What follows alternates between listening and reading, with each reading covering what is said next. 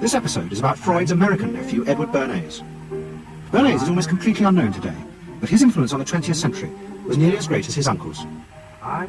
Because Bernays was the first person to take Freud's ideas about human beings and use them to manipulate the masses. He showed American corporations for the first time how they could make people want things they didn't need by linking mass-produced goods to their unconscious desires. Out of this would come a new political idea of how to control the masses. By satisfying people's inner selfish desires, one made them happy and thus docile. It was the start of the all-consuming self, which has come to dominate our world today. A new theory about human nature was put forward by Sigmund Freud. He had discovered, he said, primitive sexual and aggressive forces hidden deep inside the minds of all human beings. Forces which, if not controlled, led individuals and societies to chaos and destruction. This series is about how those in power have used Freud's theories to try and control the dangerous crowd in an age of mass democracy. As a part of the war effort, the US government set up a Committee on Public Information, and Bernays was employed to promote America's war aims in the press. The President, Woodrow Wilson, had announced that the United States would fight not to restore the old empires, but to bring democracy to all of Europe. And Bernays proved extremely skillful in promoting this idea, both at home and abroad. And at the end of the war, he was asked to accompany the President to the Paris Peace Conference. Then, to my surprise, they asked me to go with Woodrow Wilson to the peace conference. And at the age of 26, I was in Paris for the entire time of the peace conference that was held in the suburb of Paris, and we worked to make the world safe for democracy. That was a big slogan. Wilson's reception in Paris astounded Bernays and the other American propagandists.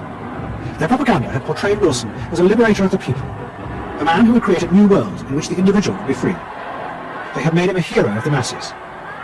And as he watched the crowd surge around Wilson, Bernays began to wonder whether it would be possible to do the same type of mass persuasion, but in peacetime.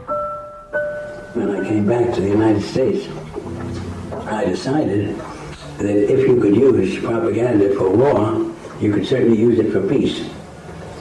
And propaganda got to be a bad word because of the Germans using it. So what I did was to try to find some other words. So we found the word council on public relations. What Eddie got from Freud was indeed this idea that there is a lot more going on in human decision-making, not only among individuals, but even more importantly among groups, than this idea that information drives behavior. And so Eddie began to formulate this idea that you had to look at things that would play to people's irrational emotions. And you see, that moved Eddie immediately into a different category from other people in his field and most government officials and managers of the day who thought if you just hit people with all this factual information, they would look at that and say, oh, of course. And Eddie knew that was not the way the world worked. Eddie Bernays saw the way to sell product was not to sell it to your intellect, that you ought to buy an automobile, but that you will feel better about it if you have this automobile. I think he originated that idea, that they weren't just purchasing something, but they were engaging themselves, emotionally or personally, in the product or service. There's not, you think you need a new piece of clothing, but you'll feel better with the piece of clothing. That was his contribution in a very real sense. We see it all over the place today, but I think he originated the idea of the emotional connect to a product or service. What the corporations realized they had to do was transform the way the majority of Americans thought about products. One leading Wall Street banker, Paul Mazur of Lehman Brothers, was clear about what was necessary.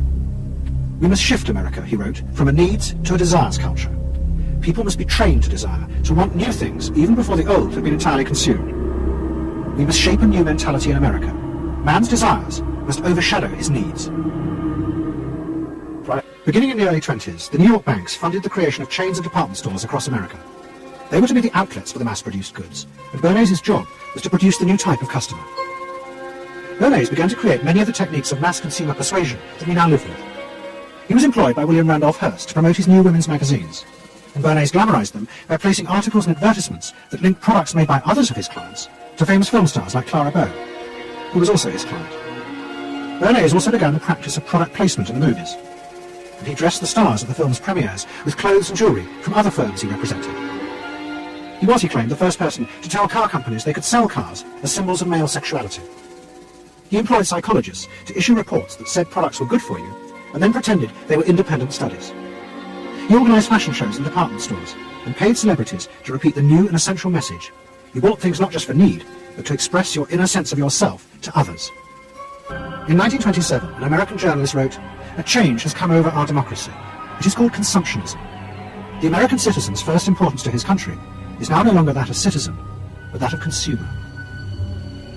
The growing wave of consumerism helped in turn to create a stock market boom. And yet again, Edward Bernays became involved, promoting the novel idea that ordinary people should buy shares, borrowing money from banks he also represented. And yet again, millions followed his advice. Bernays also suggested that Freud promote himself in the United States. He proposed his uncle write an article for Cosmopolitan, a magazine that Bernays represented, entitled "A Woman's Mental Place in the Home." Freud was furious. Such an idea, he said, was unthinkable. It was vulgar, and anyway, he hated America. After World War I, Freud was basically a pessimist. He felt that man is an impossible creature, a very, very sadistic and bad species, and did not believe that man can be improved. Man is a ferocious animal, the most ferocious animal that exists. They enjoy torturing and killing, and he didn't like man. To many, this meant that one of the guiding principles of mass democracy was wrong. The belief that human beings could be trusted to make decisions on a rational basis. The leading political writer, Walter Lippmann, argued that if human beings were in reality driven by unconscious, irrational forces, then it was necessary to rethink democracy. What was needed was a new elite who could manage what he called the bewildered herd. This would be done through psychological techniques that would control the unconscious feelings of the masses. So here you have Walter Lippmann, probably the most influential political thinker in the United States, who is essentially saying that the basic mechanism of the mass mind is unreason, is irrationality, is animality. He believes that the mob in the street, which is how he sees ordinary people, are people who are driven not by their minds but by their spinal cords. The notion of kind of animal drives, unconscious instinctual drives lurking beneath the surface of civilization. And so they started looking towards psychological science as a way of understanding the mechanisms by which the popular mind works, specifically with the goal of figuring out how to understand how to apply those mechanisms to strategies for social control. Edward Bernays was fascinated by Lippmann's arguments, and also saw a way to promote himself by using them. In the 1920s, he began to write a series of books which argued that he had developed the very techniques Lippmann was calling for. By stimulating people's inner desires and then sating them with consumer products, he was creating a new way to manage the irrational force of the masses. He called it the engineering of consent.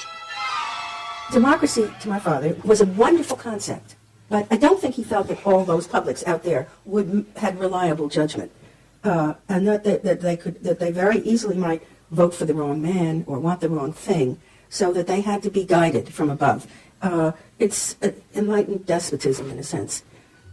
You appeal to their desires and their unrecognized longings, that sort of thing. That you can tap into their deepest desires or their deepest fears and use that to your own purposes. And then, in 1928, a president came to power who agreed with Bernays. President Hoover was the first politician to articulate the idea that consumerism would become the central motor of American life. After his election, he told a group of advertisers and public relations men, "You have taken over the job of creating desire and have transformed people into constantly moving happiness machines. Machines which have become the key to economic progress." What was beginning to emerge in the 1920s was a new idea of how to run mass democracy. At its heart was the consuming self, which not only made the economy work, which was happy and docile, and so created a stable society. Both Bernays and Lippmann's concept of managing the masses takes the idea of democracy and it turns it into a palliative. It turns it into giving people some kind of feel-good medication that will respond to an immediate pain or immediate yearning, but will not alter the objective circumstances one iota. I mean, democracy really, the idea of democracy at its heart was about changing the relations of power that had governed the world for so long. And Bernays' concept of democracy was one of maintaining the relations of power, even if it meant that one needed to sort of stimulate the psychological lives of the public. And in fact, in his mind, that was what was necessary. That if you can keep stimulating the irrational self, then leadership can basically go on doing what it wants to do. Freud, who was suffering from cancer of the jaw, retreated yet again to the Alps. He wrote a book called Civilization and Its Discontents. It was a powerful attack on the idea that civilization was an expression of human progress. Instead, Freud argued, civilization had actually been constructed to control the dangerous animal forces inside human beings. What was implicit in Freud's argument was that the ideal of individual freedom, which was at the heart of democracy, was impossible. Human beings could never be allowed to truly express themselves because it was too dangerous. They must always be controlled and would thus always be discontent. There was a form of democracy that depended on treating people not as active citizens as Roosevelt did, but as passive consumers. Because this, Bernays believed, was the key to control in a mass democracy. It's not that the people are in charge, but that the people's desires are in charge. The people are not in charge. The people exercise no decision-making power within this environment.